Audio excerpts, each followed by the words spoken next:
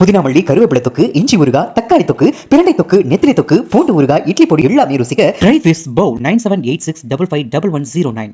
திருப்பூரில் 17வது நிட்டெக் கண்காட்சி திருமுருகன்பூண்டி அருகே உள்ள கண்காட்சி மைதானத்தில் நேற்று துவங்கி 4 நாட்கள் நடைபெறவுள்ளது. 2 லட்சம் சதுர அடி பரப்பளவில் 325 ஸ்டால்கள் வெளிநாடுகளைச் சேர்ந்த நிறுவனங்கள் அமைத்துள்ளன.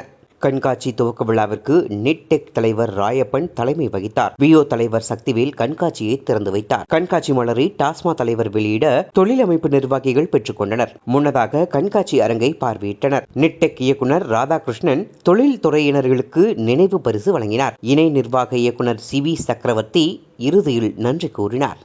மேலும் இது பற்றி நிட்டெக் தலைவர் ராயப்பன் பேசுகையில், பின்னலாடை துறை சார்ந்த புதிய வகை இயந்திரங்கள் காட்சிப்படுத்தப்பட்டுள்ளன.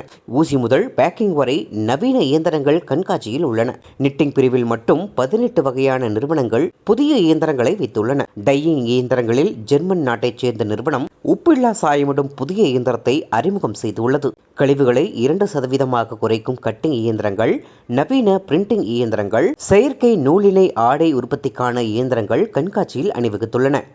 இந்த கண்காட்சியில் 500 கோடி ரூபாய் அளவுக்கு வர்த்தக விசாரணை நடக்கும் என எதிர்பார்க்கிறோம் என்றும் தெரிவித்தார்.